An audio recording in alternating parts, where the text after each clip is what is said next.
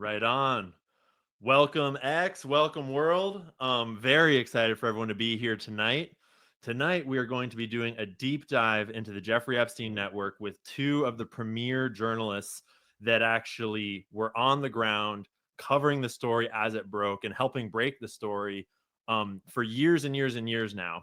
So I'm joined by Nick Bryant here, and Ryan Dawson will be with us shortly. He had some family things to attend to, and he'll be jumping in shortly.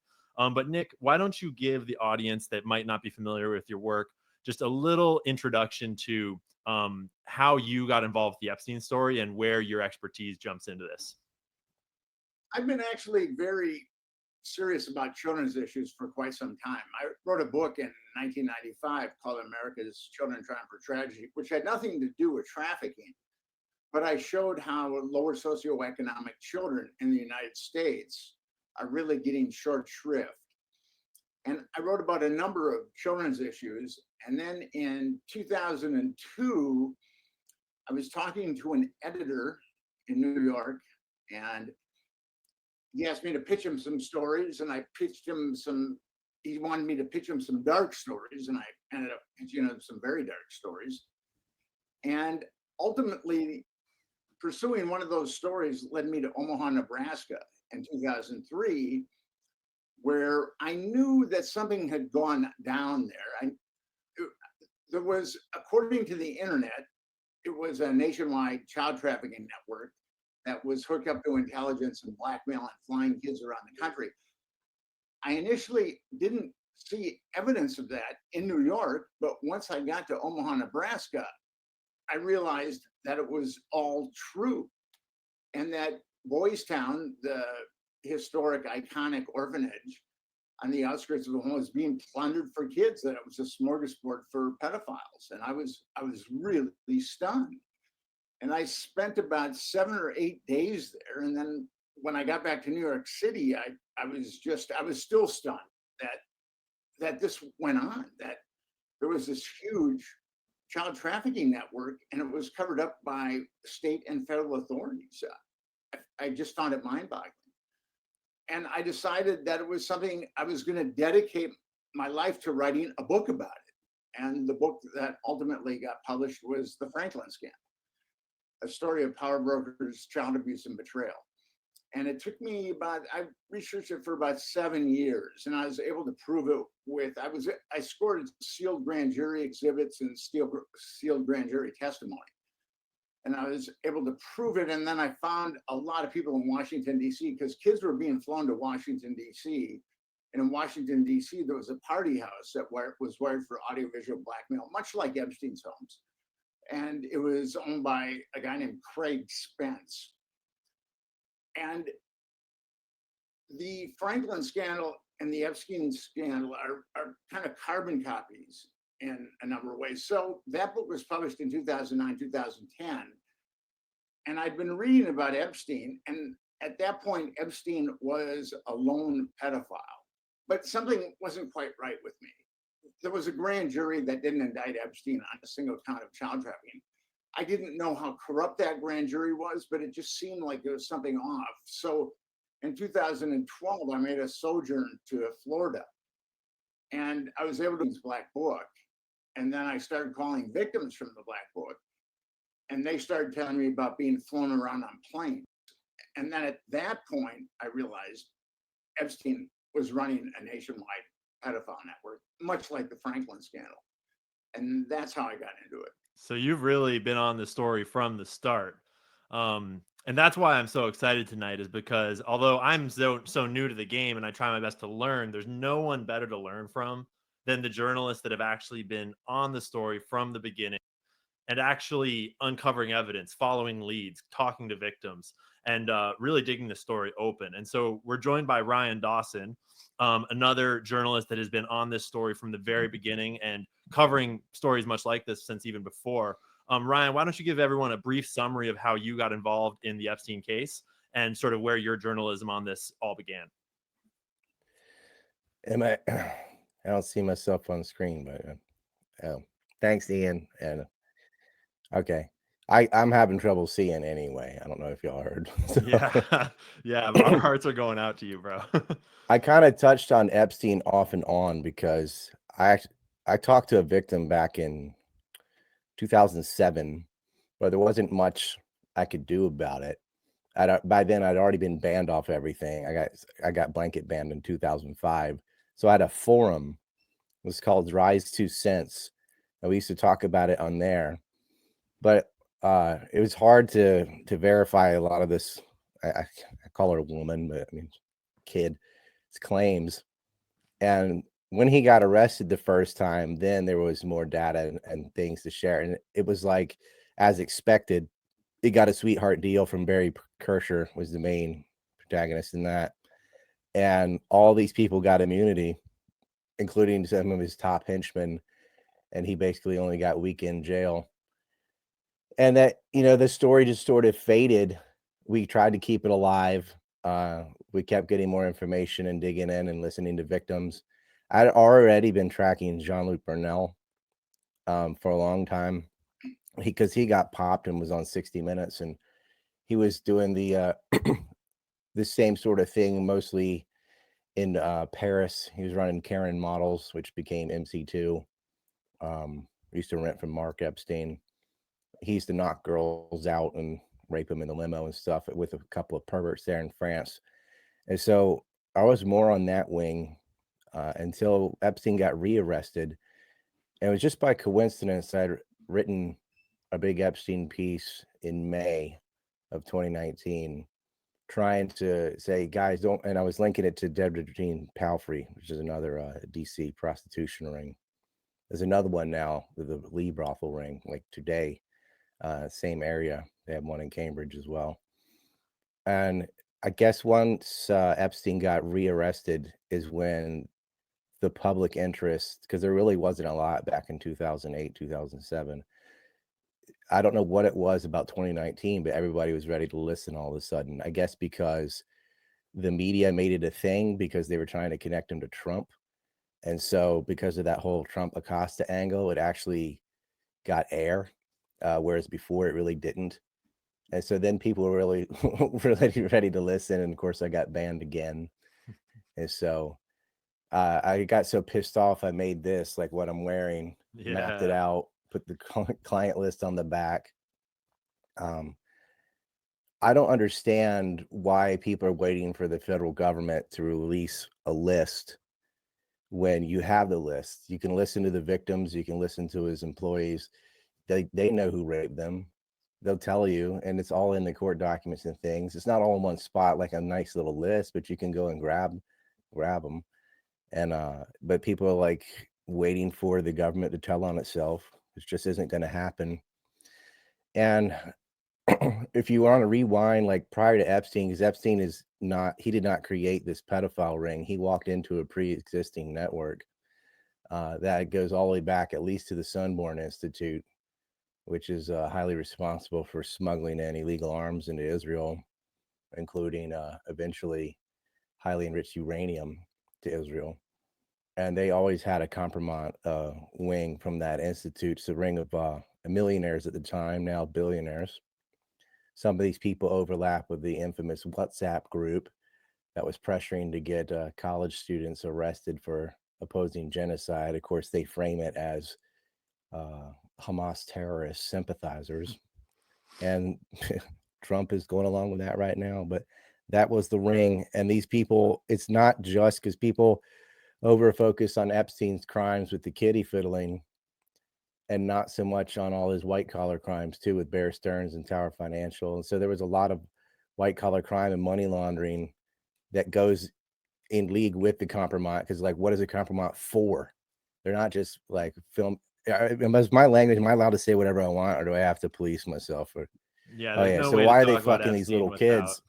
without Yeah, getting into it. that gives me freedom. Yeah. Good. And Good. Ryan, before we get too deep into what's going on modern, I think I want to rewind us a little bit, because when I went on Joe Rogan and tried to just breach the basics of this stuff to a wider audience of people that aren't informed about it, we saw the internet kind of break with a bunch of people trying to claim as though we didn't have proof, as though we don't have the evidence, as though we don't really know what Epstein was up to. And a lot of people even, I think, are still in disbelief that trafficking networks and blackmail networks even exist, because it's just too hard for a regular suburban person to wrap their head around without having a little bit of historical context to realize that this is not a unique or new thing. This has been going on in America for 100 years and more.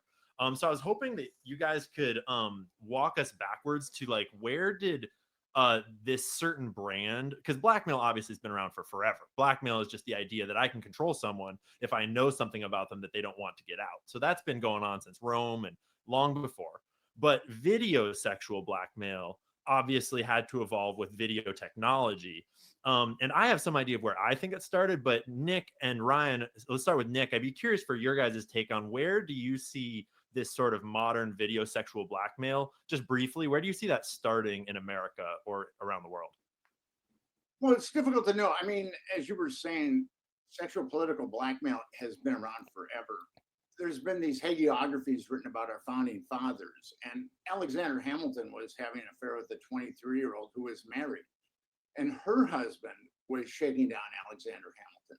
And then a muckraking journalist heard about the story and he published it. And Hamilton and Jefferson had a lot of antipathy towards each other. And the muckraking journalist thought that Jefferson would give him an appointment in his cabinet because he'd outed Hamilton. And Jefferson didn't. So he outed Jefferson on having sex with one of his slaves, Sally Hemings. And actually, DNA has proven that. Interesting. So no, that was Randolph Jefferson. Yeah, okay. I talked about this off when the recording stopped, and Nick was like, we just have to agree to disagree. I can't stand that term. It's like, no, you don't get to agree to disagree when you don't even know what I'm about to say. You can't disagree with something you haven't heard. I know what you think. You think the DNA evidence proves that it was Thomas Jefferson. I heard your shit. You have not heard the counterpoint. You can disagree after you hear the counterpoint, but you don't get to disagree when you don't even know what you're disagreeing with. You can't just be like, well, I just decided I'm right and all evidence be damned.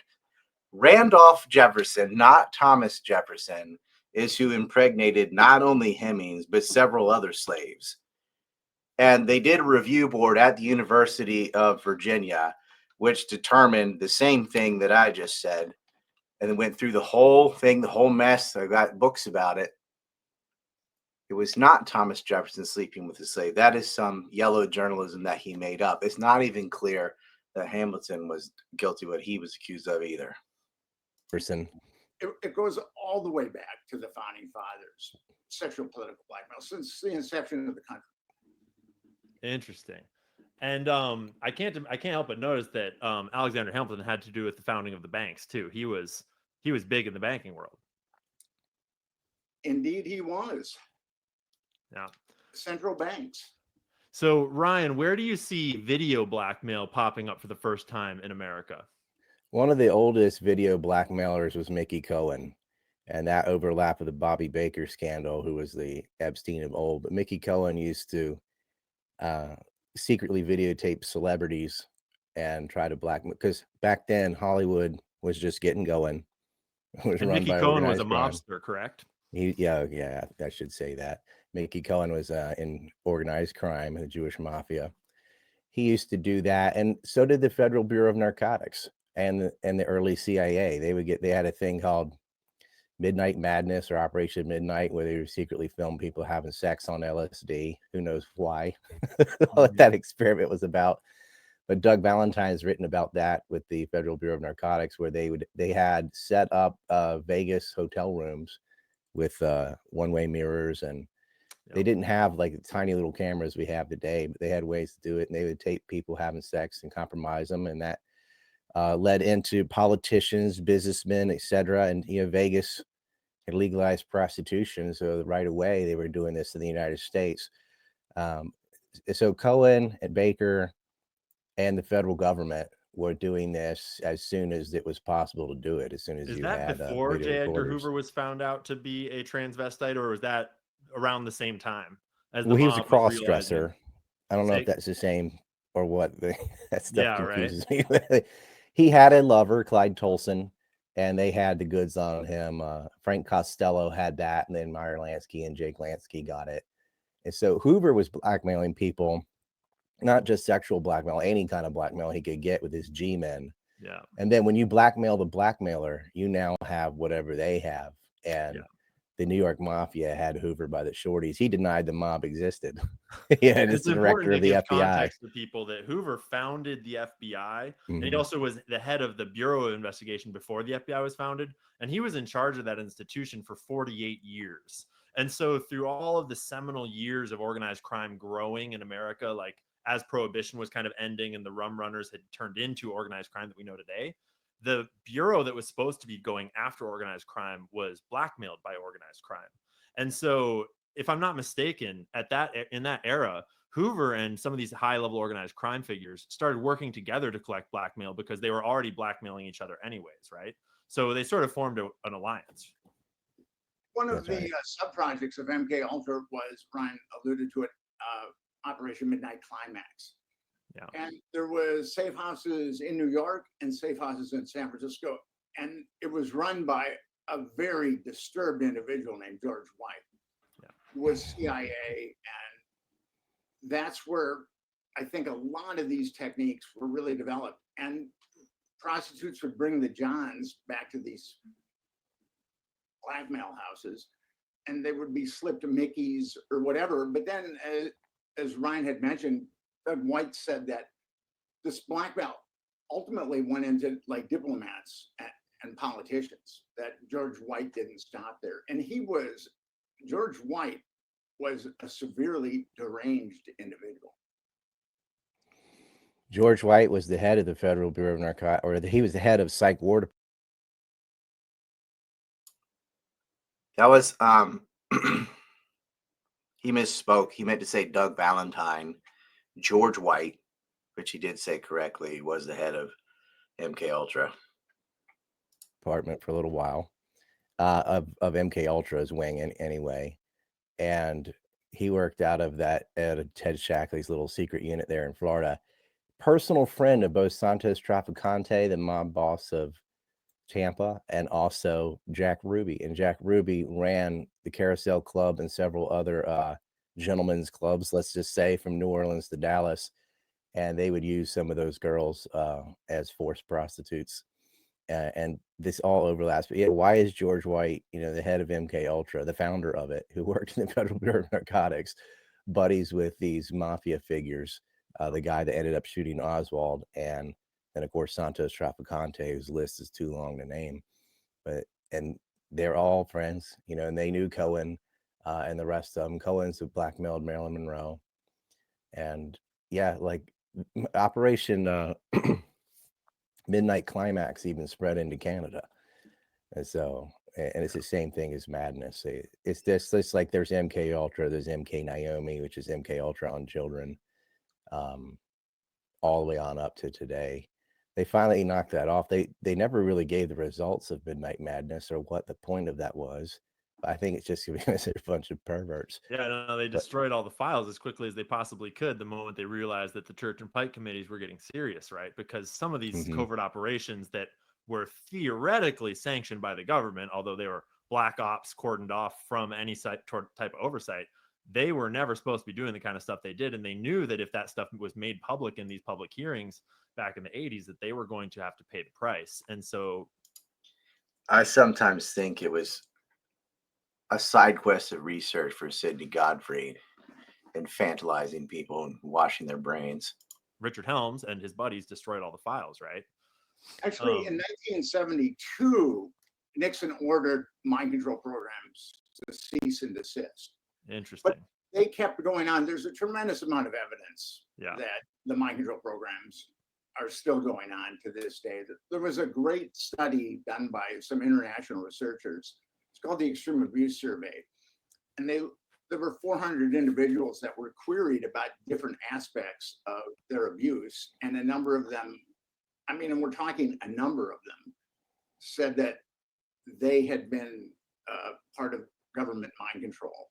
And the categories that I would suggest that people Google the Extreme Abuse Survey, and they will see that if there's 1,400 respondents and they say some very, very nefarious things that were done to them, but they all can't be lying. I mean, they all can't be delusional. You bring up a really important point, Nick, that there is just an immense amount of testimony, even on YouTube and on X and online, of modern survivors of sexual abuse and blackmail scandals and trafficking that are all telling various stories that are obviously all unique and maybe not all true, but it's really hard to conceive of every single one of them lying, especially when it's a lie that in the sense that you're basically lying, you're self-defaming. You're saying that your life has been messed up in this horrible way and you're a broken person and you've gone through all these horrible things. Like, it's not like these people are making money off of these things. They're not gaining from making these allegations. In many cases, they're putting their lives at risk. And so I think that a lot of normal people don't understand just how much testimony there is, both about Epstein and about larger trafficking networks in general, right? And so it sounds to me like we've talked a little bit about the founding of sort of the mob and government relationship, mostly intelligence agencies. And it sounds like you guys are describing that it evolved over time from the early days when cameras were rudimentary and cameras obviously got more and more advanced. Drugs got introduced and drug use got more and more studied and more advanced through programs like MK Ultra. And we're approaching the 1980s when Jeffrey Epstein entered the scene. Nick, do you get the sense that the Franklin scandal was adjacent to Epstein? It was kind of before his time, right? Yeah, the Franklin scandal was around for 10 to 12 years, and it was ultimately shut down around 1989. So it does overlap with Epstein. Yeah. But over the course of my research, I've found that there are a number of protected networks. Yeah. Franklin and Epstein, they aren't too off. They're just one of many protected networks. And I think Epstein... I came in late and they're talking about the Franklin scandal. They're talking about Boys Town, Nebraska. I thought they were talking about Lawrence Franklin and the AIPAC spy ring for a second. So I was just sitting there like, what is he on about? And I was like, oh, you're talking about Larry King, the other Franklin scandal. Got it. Probably got going in the mid-'80s. Les Wexner gave Epstein power of attorney over his vast empire. He was the CEO of L Brands, which owned Victoria's Secret and Tommy Hilfiger in 1987. And I think that Epstein really started to roll after. Can I ask you a clarifying question about that, Nick? Because that is such an important detail. Most people don't realize that power of attorney, by my understanding, and I'd love for you to confirm this, was basically stating that Jeffrey Epstein could sell companies on behalf of Les Wexner. He could manage all of Leslie Wexner's money without Leslie present. He basically became completely in control over Leslie's entire fortune and empire. And the purpose of that, I would assume, is plausible deniability, so that Leslie Wexner can say he didn't know what Jeffrey Epstein was doing. Is that your understanding of that? Well, I mean, yeah. In 1987, Wexner basically gave Epstein the keys to his kingdom, and Epstein could do whatever he wanted with that money. And I initially thought that it had to do with blackmail, but now I'm kind of leaning towards money laundering. And the media has been so disingenuous when reporting Epstein that Vanity Fair, which is a relatively sophisticated magazine, Vanity Fair did an article on Wexner and Epstein, and Vanity Fair, and you really can't make this up, Vanity Fair concluded that Les Wexner gave Jeffrey Epstein the keys to his kingdom in 1987 because he was lonely. Because he was lonely. Yeah. And it sounds to me, correct, maybe you're saying you think differently, Nick. Ryan, I'd love your take on this. My understanding is that Jeffrey Epstein, his general history is he started at Dalton School as a teacher doing a job he was not qualified for. And it became apparent at the school to students and other staff that he was overly interested in his students. And then he went into banking through some sort of relationship with a parent of a student or something like that, and got into banking at Bear Stearns, and spent a little while in the legal-ish banking world at Bear Stearns, exiting only when a scandal broke in the early 80s, if I understand correctly.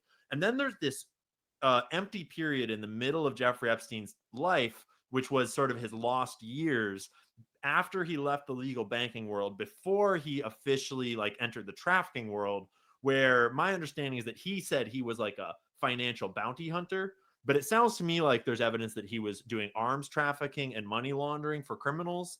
Ryan, do you have any insight on what Yeah, that with Doug lost period Leese, was? Ari Ben Menashe broke that. I want to say some stuff about Wexner first, though, Yeah, because totally. Get into it. Wexner is also who brought in Mike Jeffries, a pedophile from Yeah, Abercrombie and Finch that was raping young men with who his was just let cohorts. off on the dementia excuse.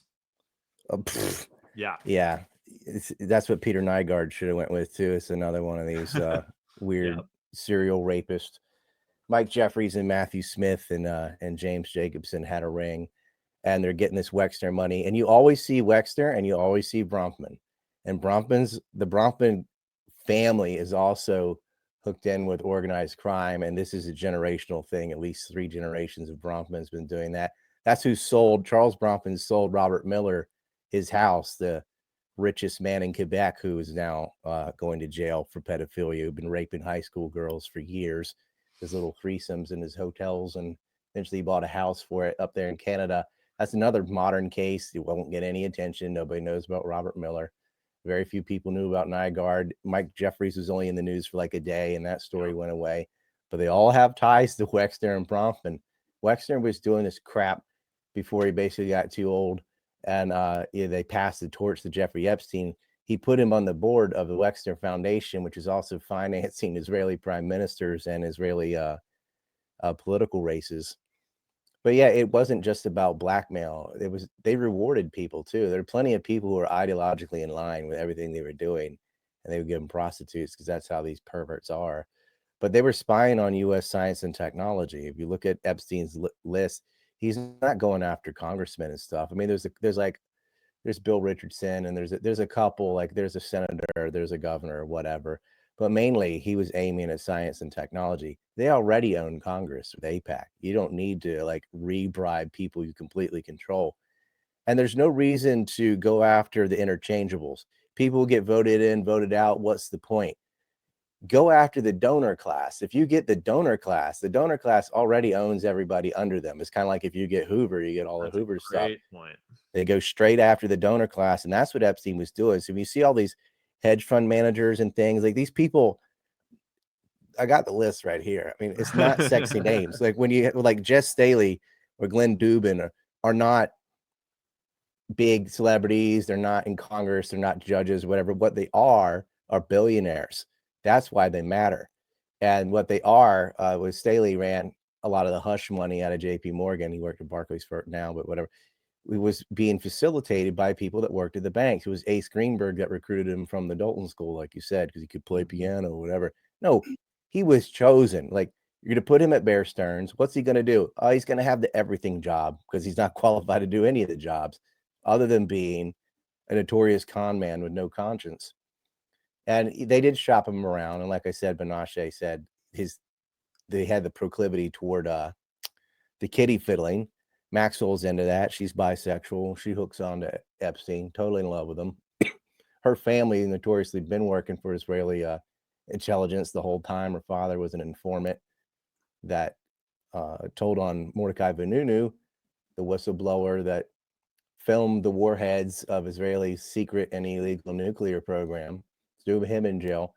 And when Maxwell died, the head of Shin Bet and the Mossad and the former heads had a memorial service for him. They only did that one other time, and that was for James Jesus Angleton, who was another grandfather of getting Israel the bomb. And all these JFK files just came out saying how they had been spying on Oswald for 4 years. And Angleton and Shackley in that group had essentially decided after Kennedy was dead that they were going to give all the trade secrets to the Israelis. And there again, it's science and technology that they want. Same thing with NSO, Promise Software, the Maxwell sisters are working on. The micro wire case with I talked to a lawyer for that, John Horatio, twice. We had long interviews. Problem is, Ryan, you just no one gets mentioned this information if it's coming from someone who's banned on all the platforms. Yeah, we got to get it out. And I think that a lot of people think like you understand that it's kind of a foregone conclusion who he was working with and who he was working for, because all the evidence is out there.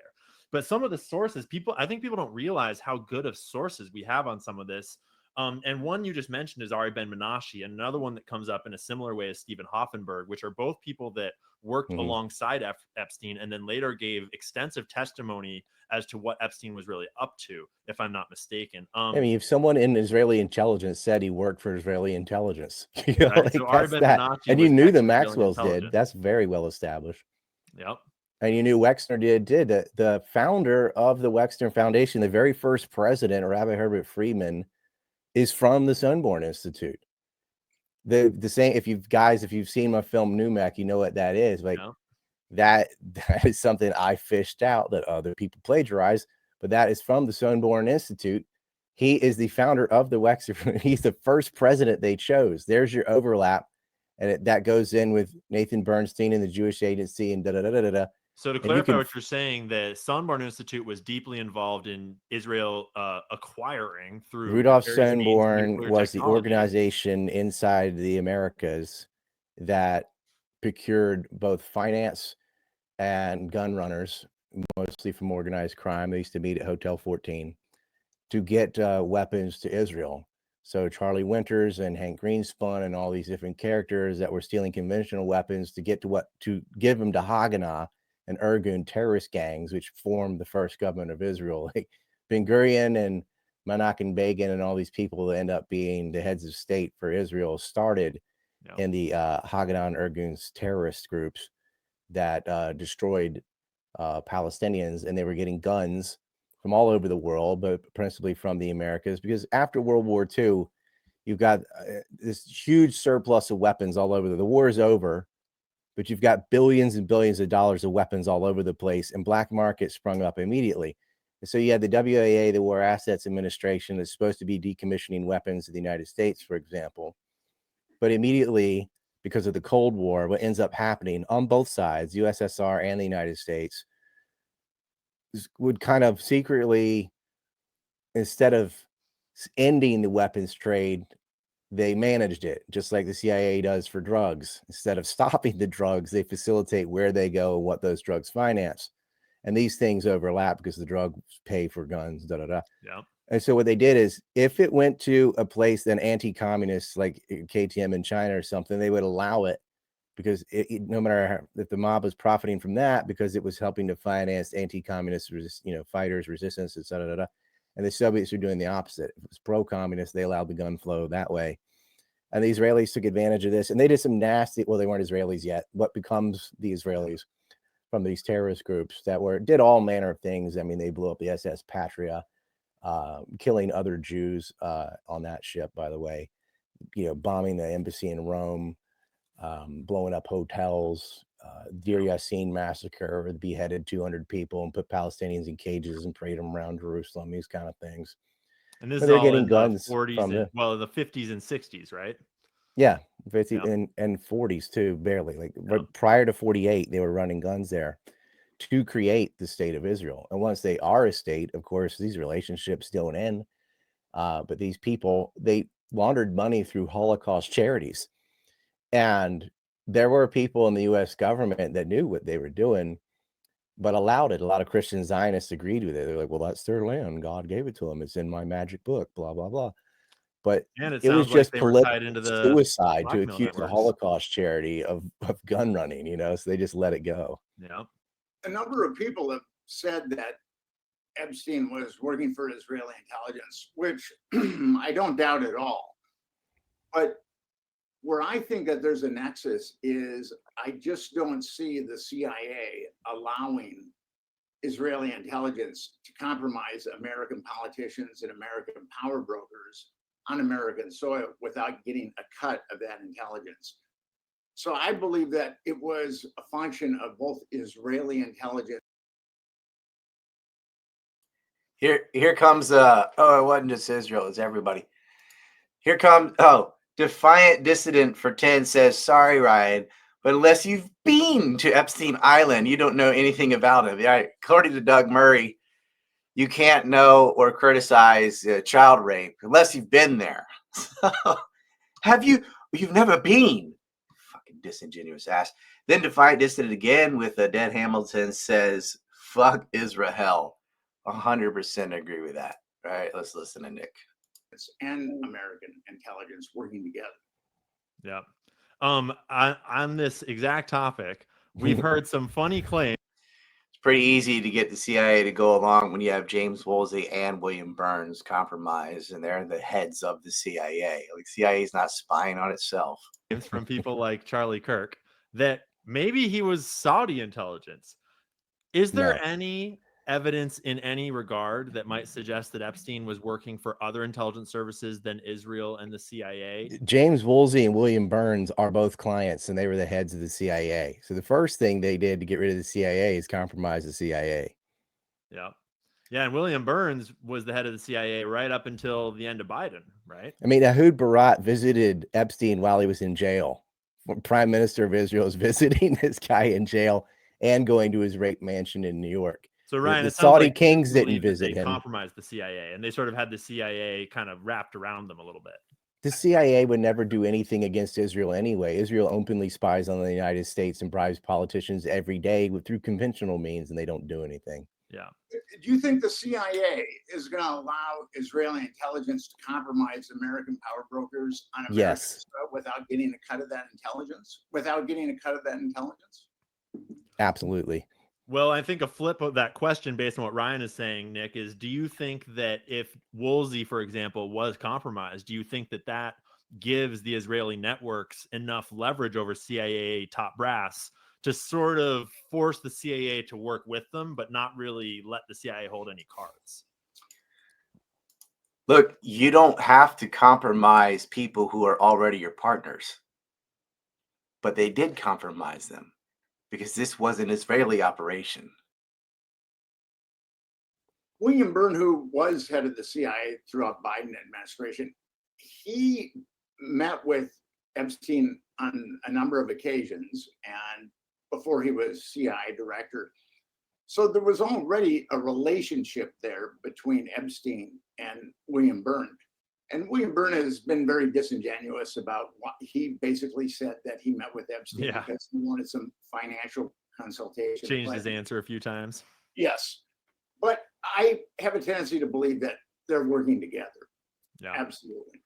Yeah, and that's why I love this kind of a conversation, is because we know what evidence we can see, and people like you guys are the ones that see the most of the evidence.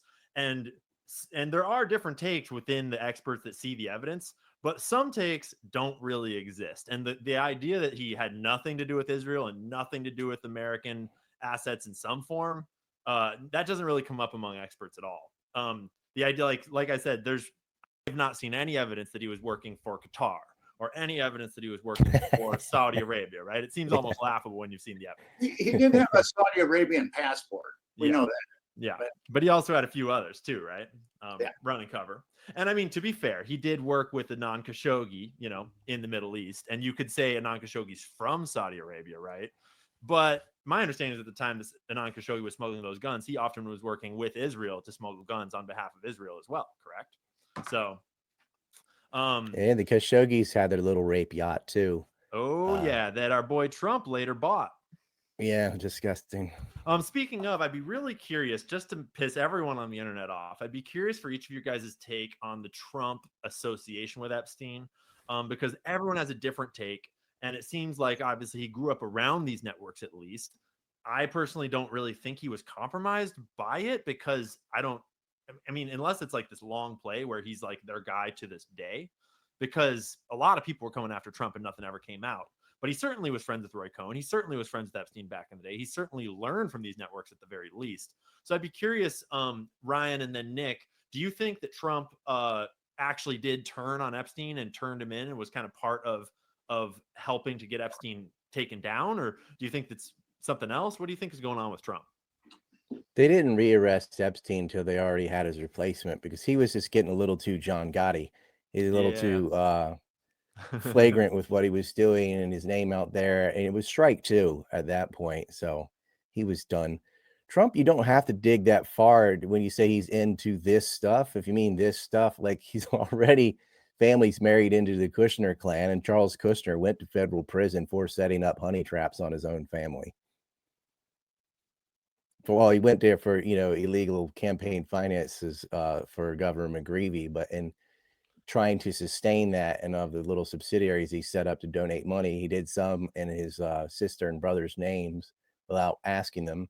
They weren't mad that he was blackmailing the governor. They were mad that they weren't getting their cuts. They turned on him. So he tried to blackmail his brother-in-law, set up a honey trap at the Red Bull Inn, 2-star motel because he's classy, and filmed him having sex with a prostitute that he paid. This is the kind of people. That's Jared Kushner's father, by the way, who's now in the Trump administration. Yeah. And Donald Trump, he's got these weird Miss Teen pageants and stuff, and he's obsessed with these pageantries of women. He's on his third wife, which is like consensual rape. And Melania, my understanding is that Jeffrey claimed that he introduced Melania to Trump, right? You can't believe anything Epstein said. It's possible. Well, I mean, Trump slung his junk around pretty well on his own. They definitely were friends until he had a falling out with Wexner over a property dispute adjacent to Mar-a-Lago that they were getting on a fire sale, and Trump ended up with it. And that's where they started butting heads. And then also the Kushners and Epstein don't get along either. They are rival real estate tycoons in New York. Witkoff is in that group too. I mean, Steve Witkoff, everyone's like, oh, he's a special envoy of the Middle East. Steve Witkoff ran a gambling operation with Antonia Galupci out of Trump Tower that they sold to Israeli businessmen. This is all coming out in another film I'm doing. Like, this dude is mobbed up out of Atlantic City. And Trump too, with Tony Salerno and Bob Lobucci and these people. They go to WrestleMania together, and he openly was renting out condos to mobsters that were running all kinds of illegal means, including prostitution, forced prostitution. And so it's not clear that Clinton or Trump were into kids, but they're definitely into young women. Yeah. So it sounds like your take is that he's dirty, but he wasn't necessarily blackmailed by Epstein or like helping him run that scheme, but that doesn't make him clean in your book by any means. Is that a fair everyone adjacent to him is involved in these crimes and things. Trump doesn't drink. He's got a certain kind of discipline. He seems to be after young supermodels, which is not illegal. It's not illegal to be a man whore. But he's like okay with it if someone else does. He's like, I don't care if you bang a whore or whatever. So he's their front man, but I don't think he's ideologically in line with Israel. They got something on him because it's not in America's interests whatsoever. And they're being dragged into these forever wars right along the script. It's been there since at least 2001. And Wesley Clark's reading this. And, so Nick, I'd be curious for your take on Trump and his connection and the evidence of his involvement here. Flight log. Trump is an interesting case.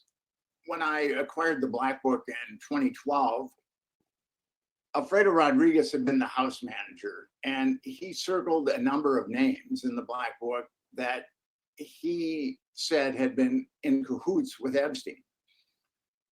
And Donald Trump was one of the circled names. None of the Epstein underage victims have come out that I know of and have named Trump, but Trump did lie about his relationship with Epstein. He said that he had never been to Epstein's home, but actually, in fact, he had been to Epstein's home.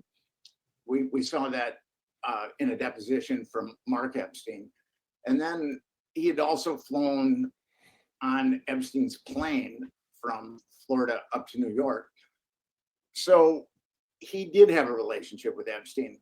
There's two stories that are going around. One is, and Ryan talked about the real estate deal that went awry that split Epstein and Trump. And the other one is that Epstein was trying to molest someone, an underage girl at Mar-a-Lago, and Trump got wind of it and then completely severed his ties to Epstein. So those are the two stories of why they were severed. But with Trump, he was president for 4 years, and he had an opportunity to go after the perps in the Epstein network. And this shows that it's both a Democratic and a Republican problem. Epstein was covered up by the George W. Bush administration. It was covered up by the Barack Obama administration. It was covered up by the Trump administration, and then it was covered up by the Biden administration. So 4 administrations have covered this up. And then Bonnie came out with her debacle that she was going to release the list, even though there isn't a list. But said she was going to release the list. It's not like there was a Jeffrey Epstein travel agency, and that Jeffrey Epstein had a list of the perps, and they were on his refrigerator with a magnet. That's not the case. But anyway, when the Black Book that I released has the names of a lot of perps in it. And the flight logs that I released in 2015 also had the name of a lot of perps. And as Ryan had said, we know who a lot of these perps are. It's just a matter of we should start indicting. Yeah. Epstein, the New York Times in August of 2019 had an article where they named Ghislaine Maxwell, Sarah Kellen, Marty Anasenkova, Adriana Ross, and a couple other Epstein's procurers, aka pimps. And the feds went after Maxwell, but there were 5 other pimps that were named in that article. And the New York Times showed how they played a role in the machinery of Jeffrey Epstein getting children. And if the Department of Justice really wanted to indict perps in the Epstein network, they would indict those women that the New York Times named as Epstein's procurers or pimps. And child trafficking is a heavy sentence in federal law. It's 15 to life. You put those 4 women who really know the entire operation. Haley Robson was named. She was getting kids from high school. I don't think that she really knew, but the other 4 knew. Yeah. And you could indict them tomorrow on multiple counts of child trafficking, which carries a 15 to life sentence. And once they were indicted, they would start rolling over on perps. Once they were looking at 10 lifetimes in prison, they would start definitely rolling over on the perps. So we have this situation where there was this Bonnie debacle, but what really gets lost is that we have the evidence to start indicting Epstein procurers and pimps tomorrow. If our government had the will, they could be indicted tomorrow. They could have done it years ago. The problem is a lot of those people got immunity during the sweetheart deal. That is true. Sarah Kellen is probably, besides Maxwell and Epstein themselves, she's probably on the flight logs with them more than anyone else. Yes. It's like their secretary of their horror house and knows, a lot. And is just walking around because Barry Kersher got them that deal. And as Acosta said, he was told to back off because it's part of intelligence where we weren't spying on ourselves. That was the Israelis. Yeah. And so you brought up something really important that I want to start digging into is that, Nick, you were talking about how we have a lot of the perps, but we also have a lot of the Johns, so to speak, known. And a lot of those Johns, I mean, we know that they committed crimes probably against children. Like one of the first names that comes to mind is Bill Clinton. But it's not just about holding them accountable for any crimes they might have committed against these girls, though that is important. But it's also important to understand just how deep does this compromise of our country go. And I think that that's the elephant in the room that our politicians don't want to acknowledge, because that starts to explain why nothing has been done. And I would love to just quickly run through some of the groups of characters that we seem to have a lot of evidence that they're compromised, and have you guys kind of break down just how much evidence there is for these various people. And I think Bill Clinton is a great place to start because he's literally the president of the United States of America. Got one from Sitting Duck, says, I have a rusty anchor here. Where's Lincoln at? Every time.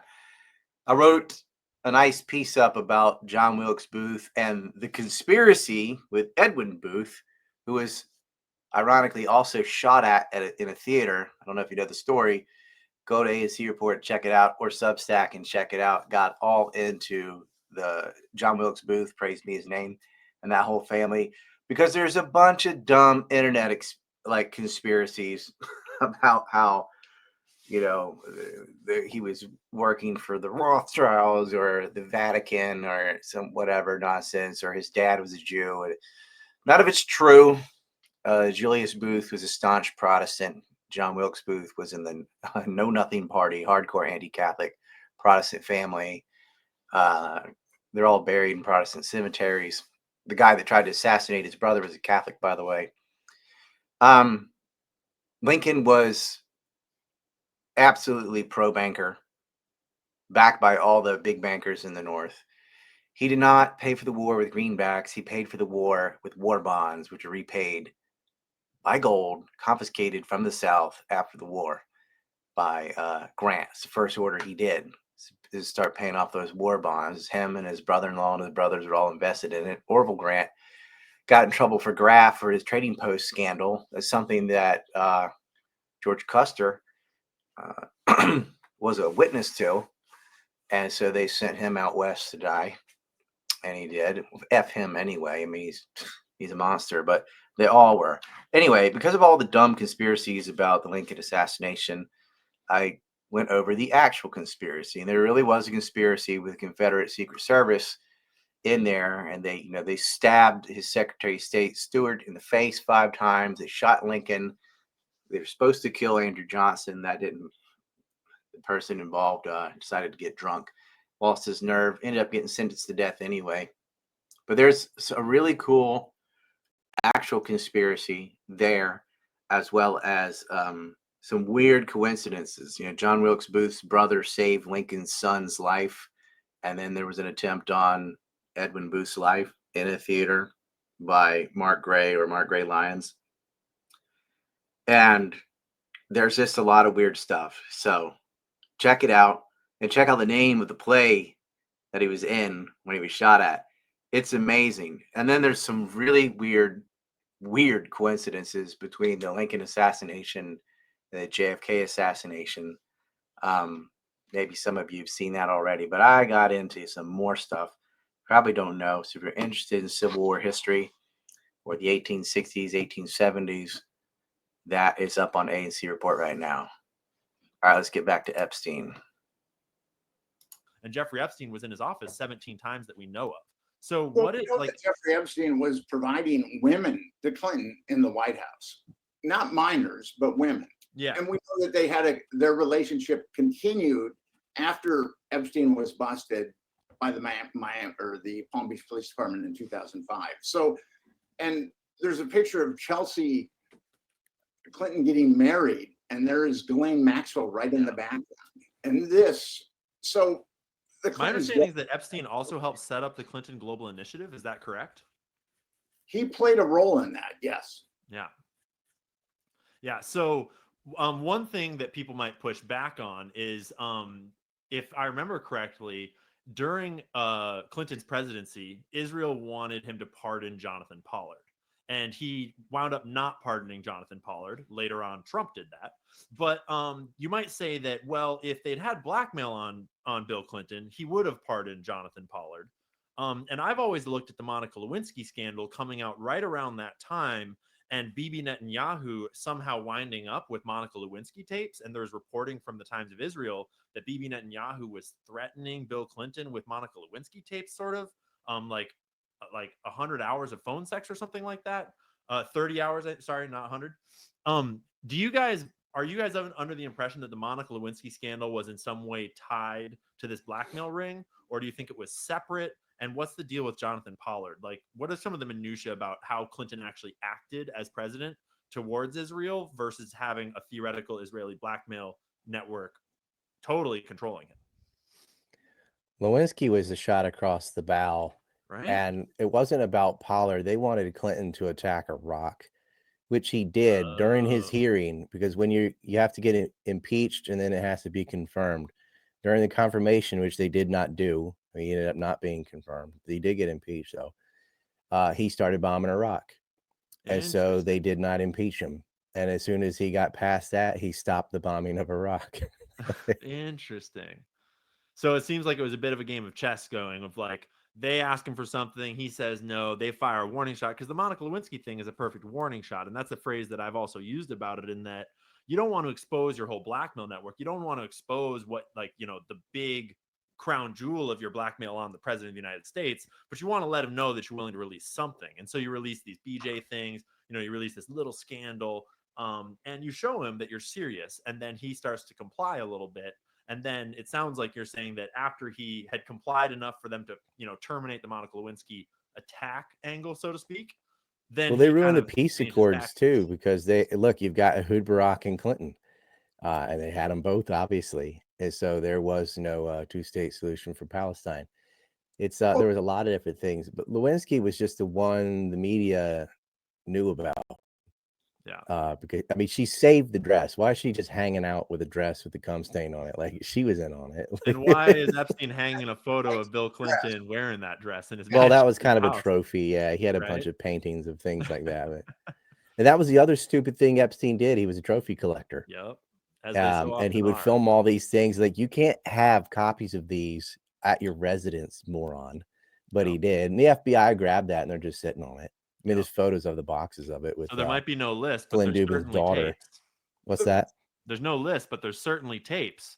And they certainly Yeah, are well, probably there's no confiscated. list like a folder like this with all the names on it. I mean, that would be the dumbest thing in the world. But like, let me write down everybody up. Yeah, right. Right. The list is compiled from the victim statements. Like, you know, the black book and flight logs is a data point, but not everybody they knew is some pervert, and not everybody they flew with took the bait. I just wanted with this story with when Trump was on the plane. There's an account from a girl. Now I've forgotten her name, but one of the girls said she was from Ukraine, and they used the phrase white trash. And she said, "What's that?" And Trump said, "It's me with no money." Sounds like a It's very Trump thing to say. Pretty accurate, but Yep. yeah, I mean, you guys they just mentioned Ehud Barak. Is there any evidence that Ehud Barak was being blackmailed by this very network, or does it seem like the evidence is that he was one of the handlers and one of the orchestrators? Or we maybe certainly both? being bribed because they donated millions of dollars to him. Ehud Barak is really dirty in this. Oh yeah, Really dirty. Yeah. And I believe that he was one of the perps. Yeah. And I don't think he was very kind to these Epstein victims. Yeah. But Well, we he made also was a veteran of many very brutal wars and terror Mhm. campaigns throughout his life. Special ops in Israel, head of military intelligence for a little while, and to the same point, he co-invested with Epstein in a number of tech companies during Epstein's time. Brings me to the next group of people that we should talk about, and that's the technocrats. That's the Reporting Elon Musks, Carbine. the Google founders. What Barack also had a bunch of photographs of himself leaked on the internet in his underwear and all. His dude's an absolute pervert. WhatsApp founders, that these people were very interesting to Jeffrey Epstein, and he really courted a lot of technologists. Do you guys have a perspective on the Larry Pages, the Elon Musks, you know, these kinds of guys that seem to be in his orbit, but we don't necessarily, I'm not sure if we have any evidence that they were compromised or ever went to the island? Sergey Brin definitely went to the island. Yeah. You know that. And yeah, I've heard some pretty dark things about Sergey behind the scenes. And Sergey was one of the founders of Google. There was a article published in 2001 by the UK's Evening Standard, and it talked about Epstein's relationship to Khashoggi and Prince Andrew and Ghislaine Maxwell. It was probably the most honest article that's ever been written about Epstein. Yeah. And in that article, it says that Epstein and Gates were doing business in the 90s. According to the media, Epstein and Gates met in 2011.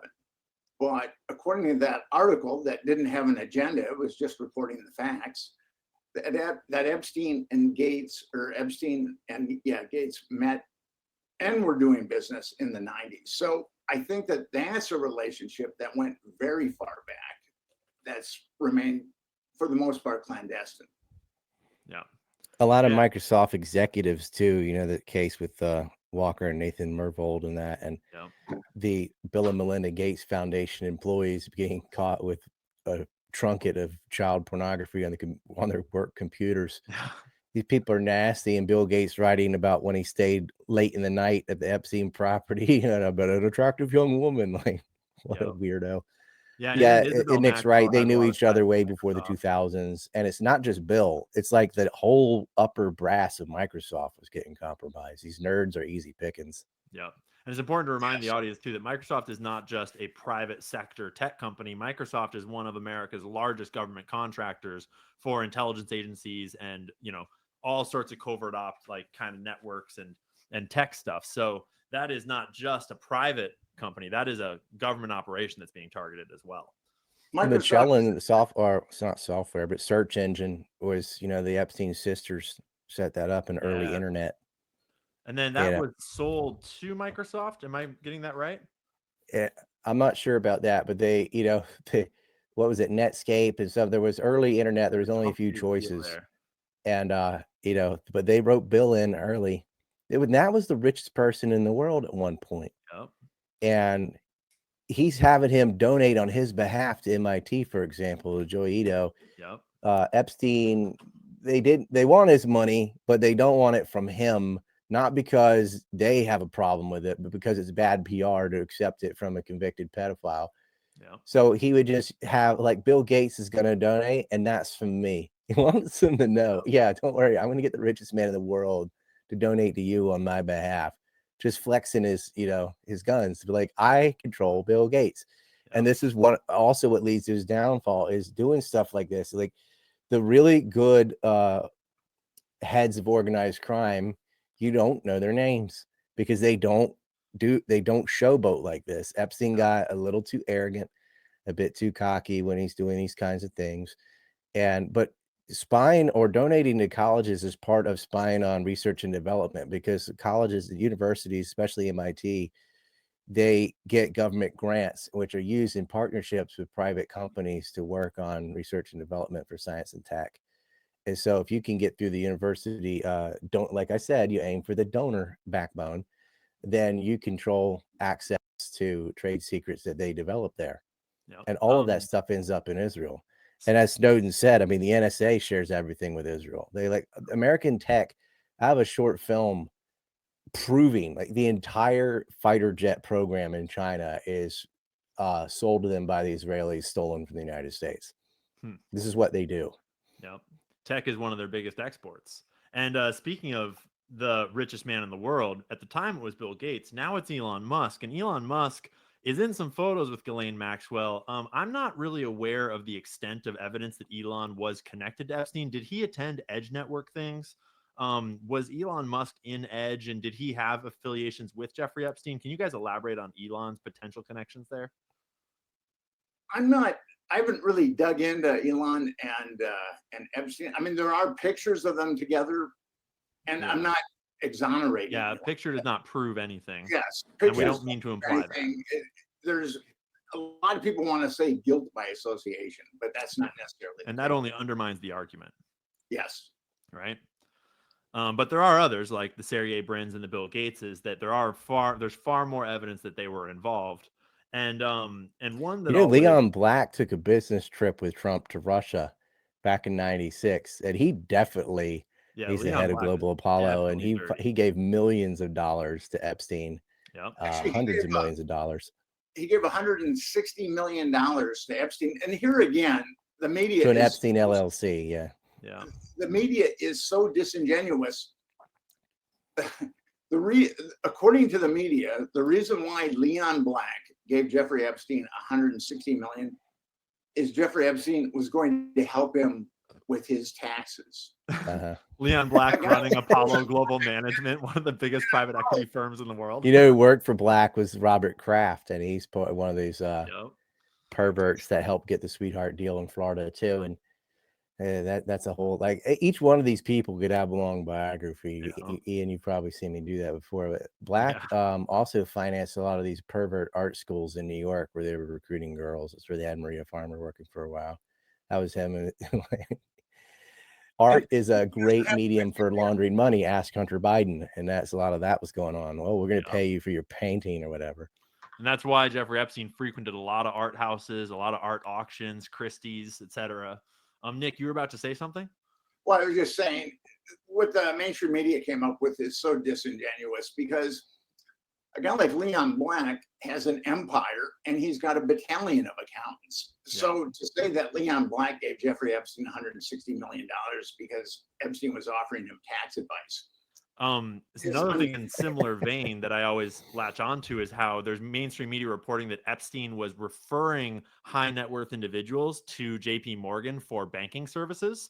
And that's ridiculous, because a person like Bill Gates or Sergey Brin, or I forget the exact names of the tech billionaires that he was referring to JP Morgan for, because this was how JP Morgan covered their tracks of the business that they had done with Epstein, is they said that he was just referring these clients for banking services. But anyone can walk into JP Morgan and open a bank account. Certainly a billionaire can walk into JP Morgan and open a bank account. And so to me, that always sounded like what you do when you're dealing with crime is you need to know a guy to get a referral to the back door where you're going to get the criminal services of a banking institution like JP Morgan, probably money laundering. Is that your guys' assessment on that too? Well, also, if you're using a bank to pay hush money to victims and you're moving money around for the Israelis, you can say, look, I can get some big names to have accounts with you. Mm-hmm. And you make sure that we keep a relationship the way it is. Yeah. And JP Morgan ended up giving the victims of Epstein millions of dollars. Yeah. $270 million. Yeah. And speaking of victims of Epstein, Virginia Giuffre was recently in a really bad traffic accident. Have you guys paid attention to that story at all? And do you guys have any suspicions or concerns about that traffic accident? She was in a car that was hit by another car. And you have to understand about Virginia, like, this is a woman that was a victim of sexual abuse for years. You know, she's not, I hate to say that, psychologically clean. The abused people have a lot to work out in their life, and she's lost her kids and she wants to see them. And I think she took that tragedy as an opportunity to be like, oh, please bring my babies to me. I need to see them before I die. And just anything desperate, and just wasn't the case, but which is sad. But I give her a pass because look at what she went through. Oh, 100%. Yeah. And the thing about Virginia Giuffre is she litigated against Maxwell. And Maxwell threw a bunch of reptilian lawyers at her, and she stood strong and named a bunch of perpetrators, and she won. So Virginia, for a victim who has been abused, like Virginia's been abused, and she was abused before she met Epstein. That's right. For her to stand up against a battalion of really vicious attorneys that Maxwell had hired is really commendable. Really commendable. And it wound up giving us a huge amount of the evidence that we now have to go on in that court testimony, because a lot of the evidence that is sort of solid is the stuff that has been vetted in a court of law and cross-examined by lawyers, right? She took down Prince Andrew too with that $16 million lawsuit. And she was very clever. It wasn't Stockholm syndrome. It was like fake Stockholm syndrome. She gained their trust enough to get that Polaroid. I just want a picture of the prince to show my mom. And she held on to that. It's like, you're on Maxwell's property with a 17-year-old kid, which is not illegal in the UK, but it is illegal to force anybody to do anything. With Prince Andrew, take a little bubble bath and a 2 minutes of sex or whatever, but she took him down. And he gave the most notorious train wreck interview ever. It was unintentional comedy. Yep. It's one of the best ever. And then hearing Eric Weinstein talk about it, it's funny too. He's like, no one's that stupid. Like, yes, they are. And actually, that interview specifically that you're referring to links up to an interesting character that does not get nearly enough press. And so the interview you're referring to was when Prince Andrew needed to sort of apologize for coming to Jeffrey Epstein's get out of jail party, right? After Jeffrey got out the first time. It was unbecoming. That party was organized. It was the famous one where Stephanopoulos was there. Prince Andrew was there. I think Katie Couric was there. So it was very weird. But that party was organized by Peggy Seagal, who's a Hollywood promoter, super super hotshot, like one of the most famous Hollywood superstar promoters there is. And she's famous for having this contact book of 300,000 of the most powerful people in the world that she'll get to your Hollywood premiere if you want to make a movie go Music industry Oscars, too, right? yeah. And she got blacklisted really hard from Hollywood when Epstein, went down. And I suspect it's because of her contact book and because she was the one letting him into these parties and doing a lot of the intros and kind of Hollywood moving and shaking with him. Do you guys know anything about Peggy Seagal? And is What there was Katie Couric getting or giving the foot massages? I heard I she's do into not feet. know. That's the rumor around Charlottesville. She's a foot lady. And Nick, do you know anything about Peggy? I haven't really delved into her at all. Yeah, No. Peggy really avoided a lot of the spotlight, and I cannot help but wonder if that's intentional. And I always wonder how many people like her are out there that sort of avoided the spotlight that might have a huge amount of dirt and a huge amount of guilt. And I think that in her case, she got blacklisted and she was like complaining. She did a big media piece, I think with Vanity Fair, complaining about how all the boys are still out there having their careers and they're walking free, but I'm just this poor woman that got blacklisted and I was just his friend. But I think that in her case specifically, everyone was scared about that contact book and about the because Jeffrey Epstein was moving through vast networks of people and he was not alone, right? And it sounds like you guys are supposing that this is just one blackmail network of probably several that are running concurrently. Do you guys, how many blackmail networks do you think are out there right now? Like, You just follow the Bronfmans because they finance a lot of them. So does Wexner. I mean, the center of the spider web are these the billionaires, the ones that get left alone. The cutouts are people like Jeffrey Epstein, or if you want to rewind, like Mr. Baker and people like that. yeah, Like these guys, Schoenstein's another one. Like these people are all over the place. But if you really want to find the party organizers for the music industry in Hollywood, all you look at the after parties for giant events, for something like the Super Bowl, for example. yeah, Who decides which musicians get to go to the Super Bowl? Well, Jay-Z. And they're going to go in and say, oh, you want to be in the Super Bowl? You want to be the Super Bowl after party? Well, what's at the Super Bowl after party? A bunch of escorts. And they go to whatever city it's in, whatever city that ends up in benefits greatly from having the Super Bowl in it. But so do all the escort services around that city. I mean, they all flood in to meet these celebrities. And inevitably at these things, you're going to get compromise on anybody. And they get it sometimes without any specific goal in mind. They just want to have it to have control over these rich people because if somebody becomes like Kanye, for example, who has a lot of money, a lot of clout, and a lot of fame, you can't allow someone in that position who might then run their mouth politically.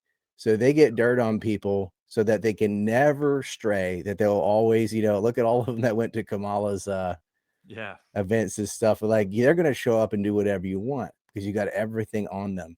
That casting couch is in the music industry just as much as it is in Hollywood. And one of these people, another friend of Ehud Barak, it was Harvey Weinstein. By the way, this was recorded before Kanye came out and admitted he sucked his cousin's dick. All of those guys are a bunch of dick suckers. That's why they get... Look, success in the music industry is 98% about exposure, 2% talent. You can only like what you're allowed to hear, and they have an exposure monopoly. I mean, he hired Black Cube to harass his victims at the behest of the former Prime Minister of Israel. Now, he wasn't jailed over anything related to Epstein. He got his own casting couch proclivities got him in trouble. But I will say this: every time, and this is people are gonna get real mad about this, but I'm gonna say it anyway. That's me.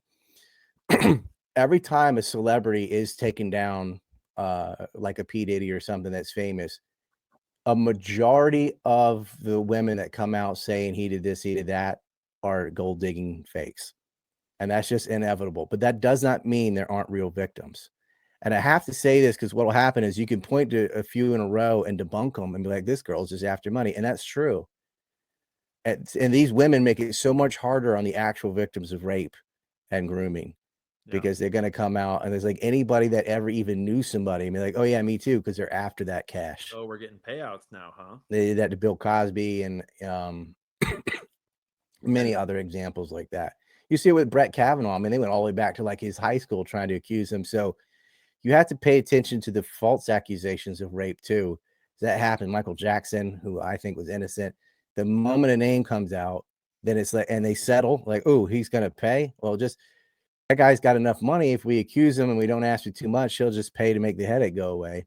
So that is also an element in these things. And some of Harvey Weinstein's victim, and that guy, fuck Harvey Weinstein, he did it. But some of the women that were accusing him of things perfectly willingly did that to get a role, and it wasn't like horrifying for them. They did it for the money, and they're adults, and they did that on their whores. Nick, it looks like you got something to add there. A couple of things I want to mention. It's rare, and I'm not saying it doesn't happen, but it's rare that sexual assault victims lie about that. Yeah, true victims. There was now he's a district court judge, or maybe he's retired. His name is Patrick Shills, and he represented 500 priests. He represented Catholic dioceses being sued by 500 people that alleged that priests had sexually assaulted them. And he was being interviewed by the New York Times, and he said that he felt, and he dealt with 500 cases, and he said that he felt that like less than 2% were lying. He did think that. The example I gave was not about priests or about sexual assault in general. The example I gave is when there's a case about celebrities, that's what predicates everything that comes after it. You have a bunch of false accusers, and you always do. This is because celebrities are already targets of gold diggers just because they're well known and they have a lot of money. And celebrities in certain industries didn't get that way because they had the best education or they're super intellectual or anything. They got that way through the casting couch, mostly. They, victims themselves. And so they're easy targets. It's someone with a lot of money, not a lot of brain cells. A lot of these gold diggers target them. You're going to see this with Shannon Sharp. They're all going to come out. Anybody he's ever known is now going to come out and say, he essayed me, he essayed me. Every time there's a celebrity case, the first victim probably telling the truth. Then you're going to get a bunch of copycats. This is why it's super important not to allow the information out, because then they know what to say. That's why I ask when a victim tells me something, I go, okay, where would this happen? Oh, is that his house? Really? Where? Bedroom? Okay. What color's the wallpaper? Describe the room. Things they ought to know. But if those details get out, then everyone knows what to say. That's why you can't. It's just very simple. Is it on the second floor, first floor? Where's the bedroom? This is something you're definitely going to know if it actually happened. And many times they don't know because they're full of crap. Celebrities are different than anyone else. So when you see all the women, say, talking about Bill Clinton or somebody super famous, it's like you have to really be judicious. If it's Glenn Dubin or Jess Staley or Leon Black or someone that's rich but not well known, there's no reason that girl would even know who the fuck that is. That's why it's more believable that you know where they live, that you know their name, that you know anything about them, especially pre-internet. Shows the only way a 13-year-old like Virginia Giuffre would know a Glenn Dubin and know that his wife was pregnant and know all these details is if they actually met and that thing actually happened. But when it comes to someone like Weinstein, some of them were victims, some of them were not. Michael Jackson, he had a lot of false accusers who were coached by their parents looking for money. It is different in a celebrity case than just whoever else, a priest, a rabbi, just some guy or something. It's after it hits the news, then all the women that come in and go, oh yeah, me too, me too, me too. Well, because they've already gotten the details of the case from television. So that's different. It's you want to see who accused them before the case broke on TV. Some of them were lying, but he said less than 2%. And I think that that's true because if someone comes out and says, I was sexually assaulted, they're going to have to go through difficult times. I mean, like we were just talking about Virginia Free, they're going to have to go through some vicious attorneys, and a lot of the time. So I think it's rare that people lie about being sexually assaulted. I think it happens. And here's a nexus between Epstein and Diddy. And I think Ryan has touched upon it, but I believe that the reason why Epstein got taken down and why Diddy got taken down, and Diddy was also a blackmail operation, is that there was just too much media on them. You cannot be a blackmail artist if there's a lot of media on you. And with Jeffrey Epstein, the media was because of civil lawsuits were piling up against him. And the same thing was happening with Diddy. Civil lawsuits were piling up against him. There was, when Diddy got taken down, there was 8 lawsuits that were against him. And 2 of them had been minors. And one was a hip hop producer named Little Rod, who was talking about Diddy trafficking minors. So, and that never came up. But well, Diddy sued a liquor company. You don't bite the hand that feeds. An interesting element here is Epstein, the U.S. Attorney for the Southern District, New York, was Damian Williams. And he oversaw the Maxwell trial, which was a very carefully choreographed trial. Only 4 victims of Epstein and Maxwell were called to testify, and they'd only been molested by Epstein and Maxwell. So they didn't know of the perps in the network. They just knew about Epstein and Maxwell. And so that was very, as I said, very carefully choreographed. And he was the same U.S. attorney that oversaw the grand jury that indicted Diddy. And both Maxwell and Diddy were indicted on conspiracies. Maxwell was indicted on a number of conspiracies, and Diddy was indicted on a racketeering conspiracy. But no one else was indicted. And Damian Williams, if you look at his history, he is really dirty. Now he's resigned from, and the U.S. Attorney for the Southern District of New York is generally considered the most powerful federal law enforcement individual in New York City. So he was in that position, and he made sure that Epstein was covered up, and he made sure that Diddy had been covered up. Yeah. And I think that Diddy, now this is just my extrapolation, I think when Maxwell was taken down, she got the talk. In the Franklin scandal, there were 2 primary pimps, Craig Spence and Lawrence King. Craig Spence killed himself, and Lawrence King did some time. And when he got out, he was taken care of by a BMW dealer. He had a no-show job at a BMW dealership in Alexandria, Virginia. And I think the talk was given to Lawrence, this is what we're going to do. You're going to have to do some time. You're going to keep your mouth shut. And if you don't, you're going to end up like Craig Spence. I think the same thing happened with Maxwell. And Maxwell, she was guilty. She could have been indicted on multiple counts of child trafficking, but she only got 20 years. And she was put into a dormitory environment, which are very cush in the federal system. And usually the only prisoners that get put in dormitory style situations are prisoners that have done time, have been exemplary, and are nearing the end of their bid. And then they get put into a dormitory. So Maxwell was transitioned to one. And I think the same thing happened with Diddy, is he was given the talk. If you open up your mouth, then you're not going to be around much longer. But if you keep your mouth shut, you're going to do some time, and we'll let you and your family keep your money. Yeah, and not to mention that they also could easily be threatening these people's families that are on the outside, yes. Because clearly a network that can traffic children, that can control law enforcement, that can control prosecutions, clearly they have the ability to do other horrible things to your family members that are outside as well. So they have a lot of power to keep people quiet, to coerce people to testify in certain ways, to kind of pull a lot of strings in a lot of directions, right? Yes, and I do believe that it was the civil lawsuits that were piling up against both of them and the media. And as I said, you just can't be an effective blackmailer when your name's in the newspaper every day. Do you guys believe that this network already had a replacement for Jeffrey Epstein and already had a replacement for Diddy lined up? Also, and that it's still Rodney going on? Jones kept receipts. He had pictures of what was going on. So Yeah, that's gonna be Rodney hard. Rodney has Yeah. permissions. I've been Diddy might have told. caught them by surprise. What was that?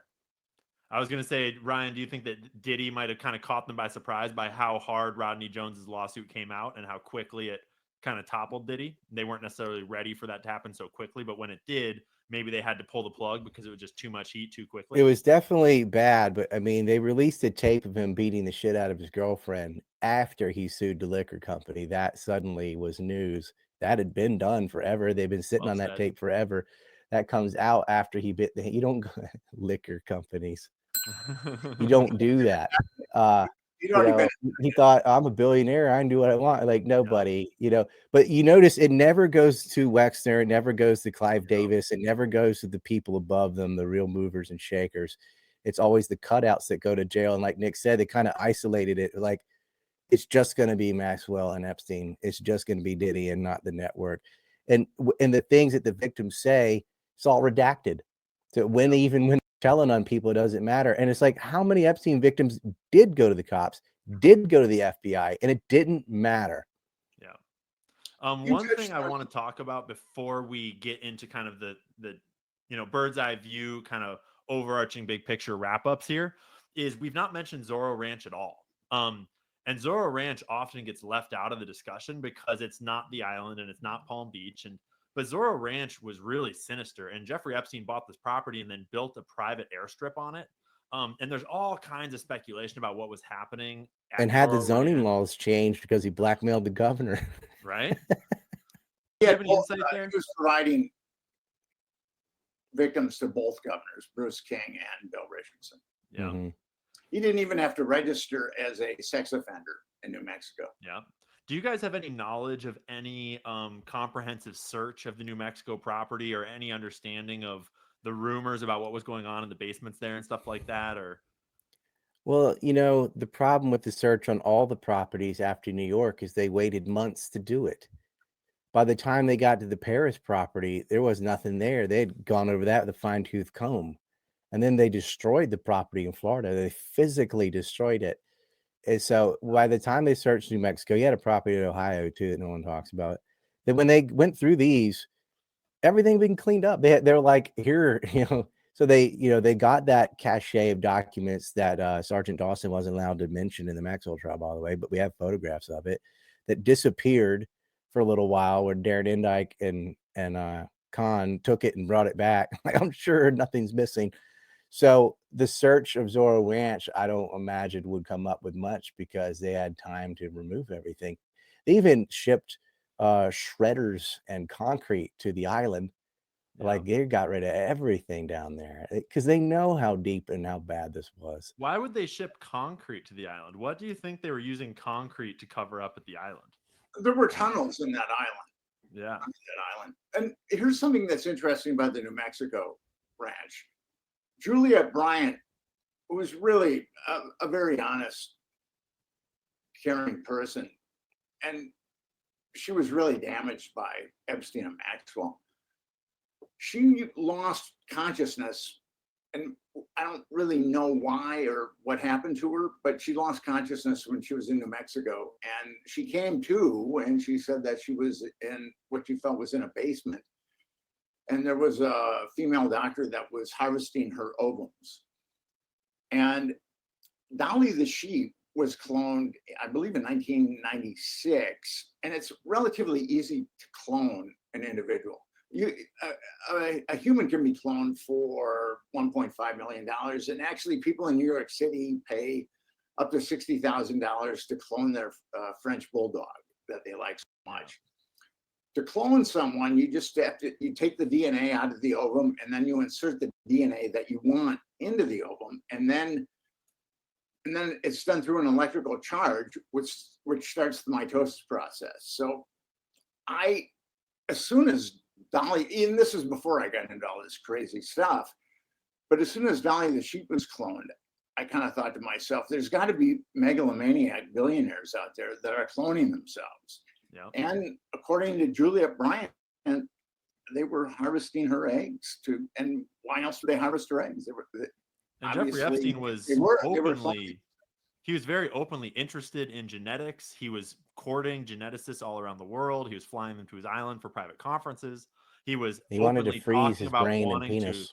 He was openly talking about wanting to like artificially inseminate many women at once, allegedly, according to quotes that people say he said. He clearly had that sort of eugenicist bent to him. And my understanding is there's multiple people that have talked about that aspect, both of Zoro and of his personality and interests.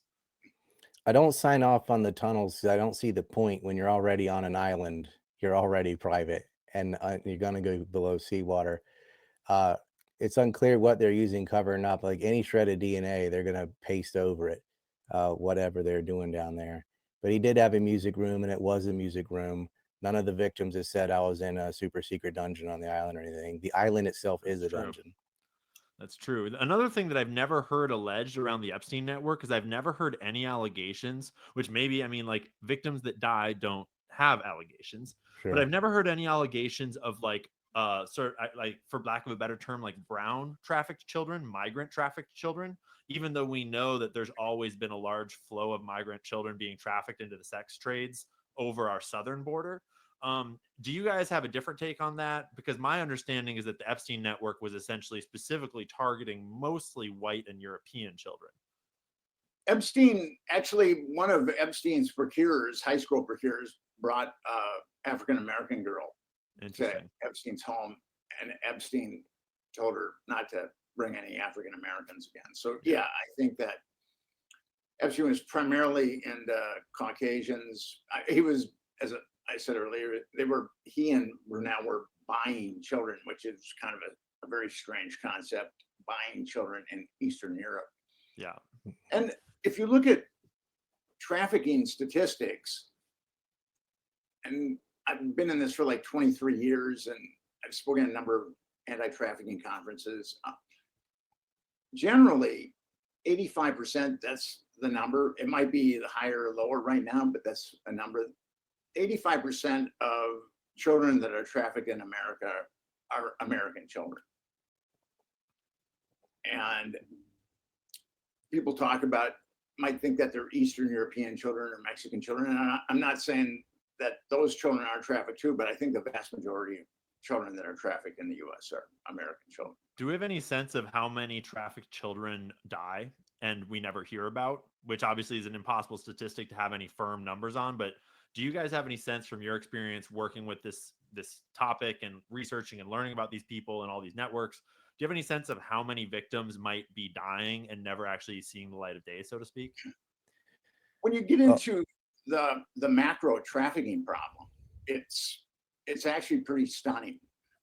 According to the Centers for Disease Control, 25% of underage girls and 5% of underage boys in the US have been molested. So that's over 50 million Americans have been molested as minors. And the Department of Health and Human Services estimates that the number of trafficked children and women in the United States is between 240,000 and 325,000 every year. And this is where it gets kind of mind-boggling. According to the Bureau of Justice Statistics, only 523 individuals nationwide were convicted of child sex trafficking in 2023. And although millions of images of child rape material infest the internet, according to the US Sentencing Commission, only 1,408 individuals in the US were convicted of crimes entailing child rape material. So we have this huge population of Americans that have been molested, and we have this huge population of Americans that have been trafficked. And we're only seeing 523 individuals convicted for trafficking, even though it could be as high as 325,000 or higher. So our government hasn't done a very good job taking care of children. When I wrote America's Children Trafficked Tragedy in 1995, as I said, it was about lower socioeconomic children. And when I wrote it, 25% of children were living below the poverty threshold. 10 million of them didn't have health care. A number of them were at risk for hunger. So, and those numbers have gotten a little bit better, but actually the fastest growing segment of the homeless population is families with children at this point. So as a society, we're not taking very good care of our children. What we see with the children who are living below the poverty threshold, the children that are homeless, it's kind of like a wholesale destruction. And what we see with Epstein and the child trafficking and the child rape material, it's a retail destruction. Where there is a wholesale destruction, there's a retail destruction. Very well said. Yeah, it's When almost it like the come- wholesale creates the marketplace from which the retail destruction, the trafficking networks, pluck their victims. Sorry, Ryan, I interrupted you. No, it's fine. It's when it's I don't get the visual cues so well anymore. I can't tell it's speaking, but when it comes to sex trafficking, part of the reason it's mostly whites is one is access. I mean, you need places like Eastern Europe. There were some Thai victims with Epstein too, and that's because it's easy to get them. But another reason is because a lot of the Johns, that's what they prefer. They want to rape young white women. Some of that may be that's what they like aesthetically, or because a lot of the Johns are white themselves, and it's just the ones that have money want the kind of girls that they saw when they went to high school or whatever is in the pervert's mind. They want to copy that so they can go out their fantasies and stuff. Jess Staley used to dress them up like Disney princesses, so part of it's that. But you see the same thing in Asia. They're raping other Asians. In China, they get a lot of girls from North Korea and stuff because one, availability, and two, that's the what they want.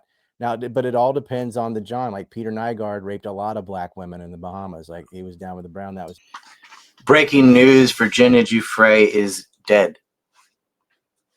Apparently suicide. When this is done, I'll be back to talk about it. this thing. And he's His on was video feeding saying himself. some really weird stuff about it. Oh, yeah, he was into scat and diaper Yeah. parties and 6.9 and all that stuff. Double red beard. Yeah, gross. But yeah, it is a lot of young white women, but that too has its roots in the aftermath of World War II. You had a lot of most of Europe was destroyed, and this happened after the Iraq War too, where women turn to prostitution and men become mercenaries. And as far as a lot of the male traffic victims, you do see a lot of that from like young Sudanese and Somalis and stuff that end up as child soldiers and things for the men. And it's every color; it doesn't matter. Yeah. But predators and also serial killers generally molest or kill people that are in the same race as them. That happens much more often than not. So we're getting into this big picture where we live in a world where we have mountains of evidence of crime in broad daylight that the whole American public knows. Like, it's a meme to say that Epstein didn't kill himself, and embedded in that meme is the idea that our government, or a government, probably partially the Israeli government, conspired to kill him inside of a federal prison. And embedded in that is this whole conceptualization that everyone kind of knows that there's a massive cover-up going on right in front of our eyes. And everyone sort of knows that it's a cover-up of the raping and trafficking of children to all of these rich elites. And even if people aren't familiar with the details of all the elements of this network, they at least are familiar with the allegations that Bill Gates, one of the richest men in the world, was involved, and Bill Clinton, the president of the United States, was involved. And so the cognitive dissonance around this issue is staggering. And I think that everyone deep down in their souls knows that you can only have that kind of a cover-up and this kind of a non-justice about it if how do you cover that up if our entire American state at this point is still not in some way compromised by this network?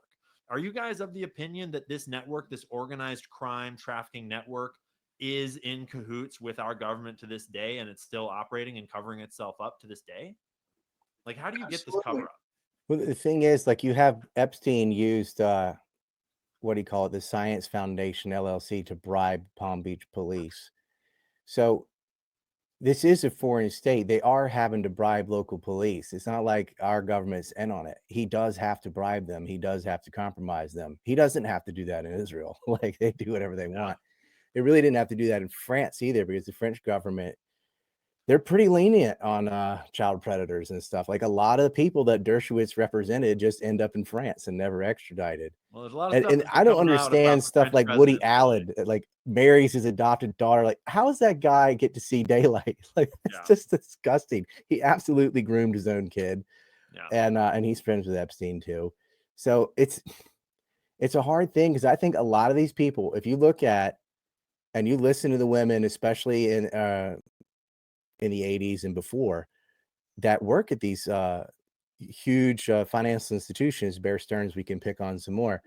They've been saying how perverted these people are. Their boss would undress in front of them, and just the work environment, because they're just used to it.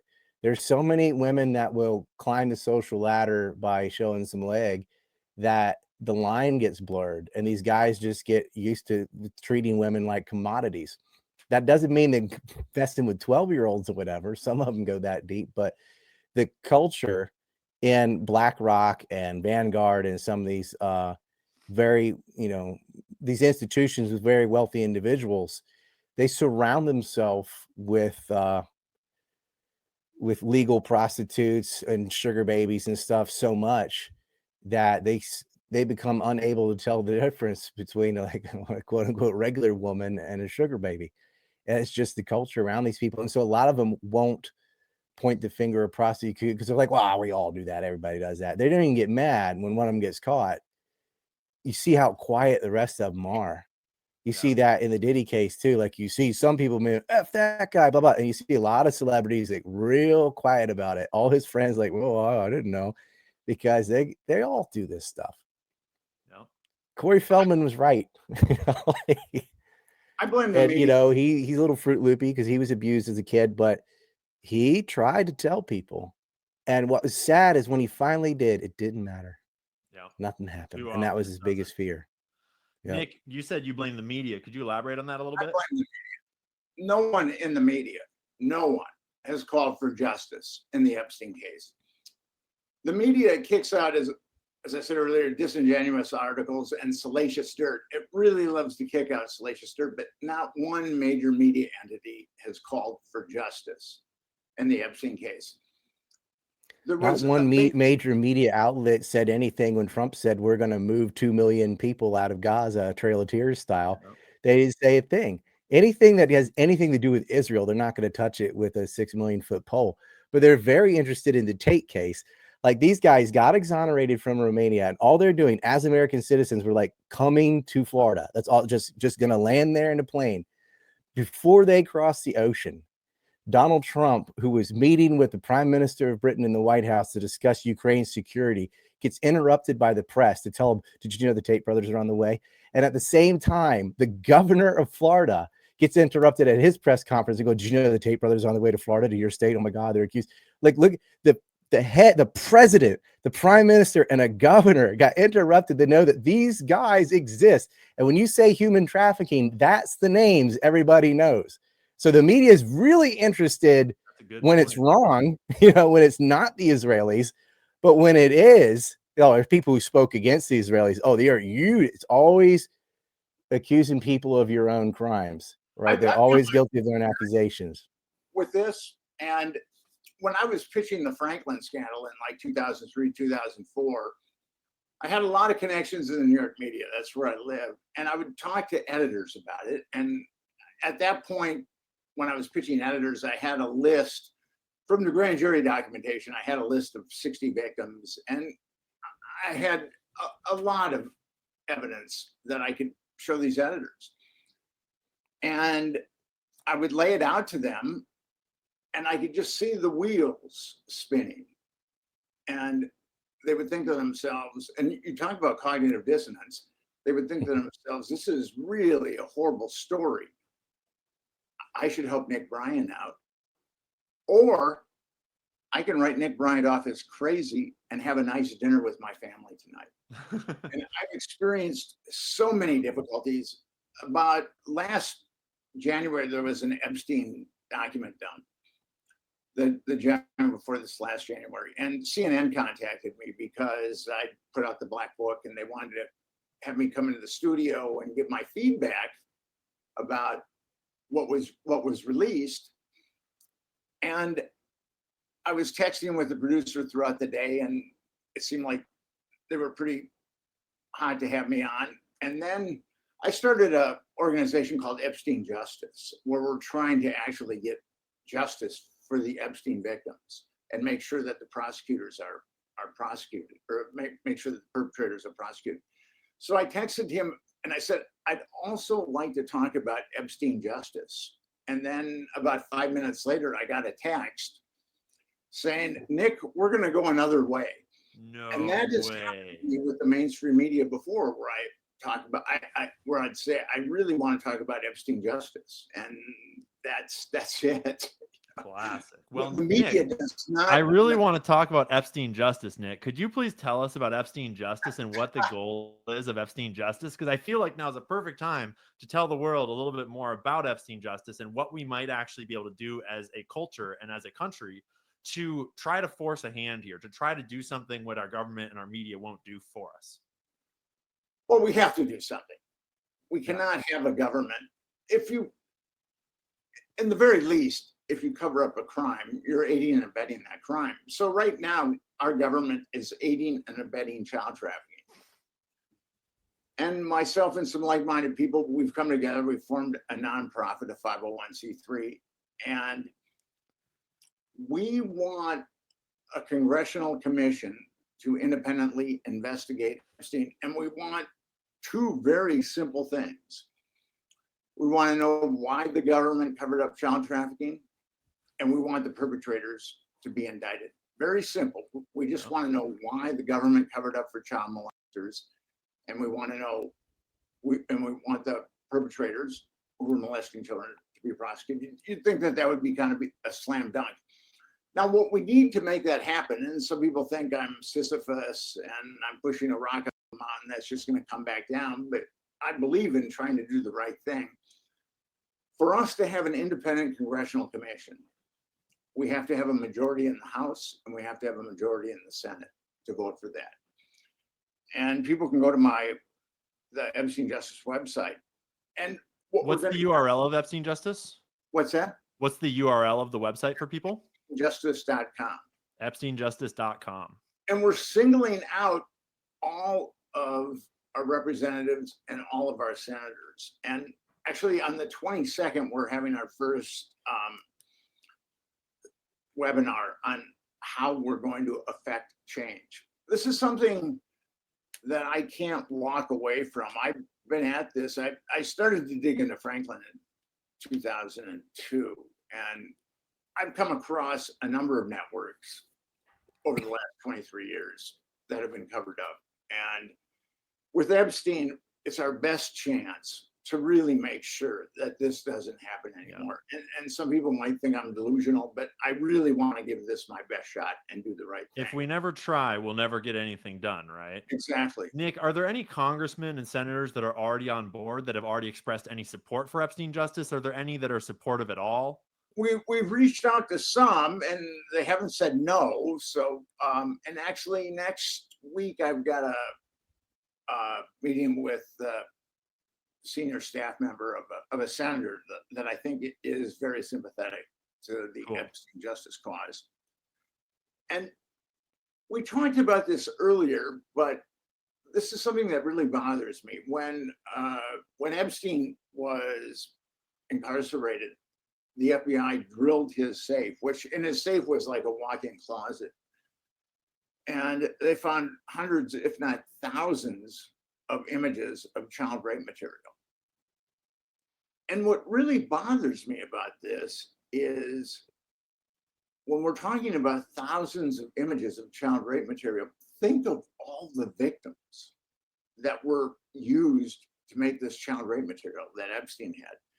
And because the government has covered up the perpetrators and the pimps, I'm willing to bet everything that I have that the government has not reached out to any of these victims that have been used. for Epstein's child rape material. And I think when people come to realizations like that, I think we can get a groundswell. But this is going to be a grassroots movement. It's not going to be an easy slog, but and it's going to be grassroots. But what gave me hope about this, when Bonnie came out with her nothing sandwich, I saw both the right and the left light up on X. And I think that this is an issue that can bring the right and the left together, that children shouldn't be molested with impunity and that the government shouldn't aid and abet child molestation. I think that that's something, and it's probably the only issue right now that can bring the right and left together. Yep. And if children being raped and molested can't bring the country together, then that's not a country that I can stand with, right? That's a bottom line for any civilized culture and society.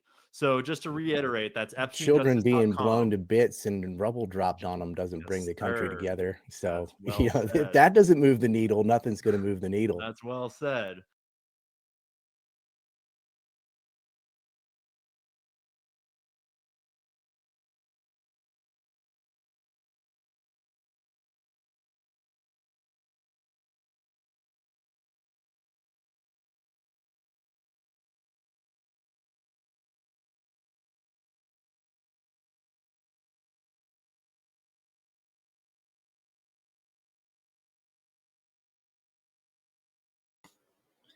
Did the audio just go out? It seems like it did.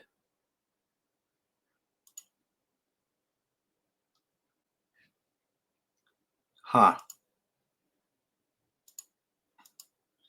Did the audio just go out? It seems like it did. Well, that sucks. All right. Well. Huh. Did the audio just go out? It seems like it did.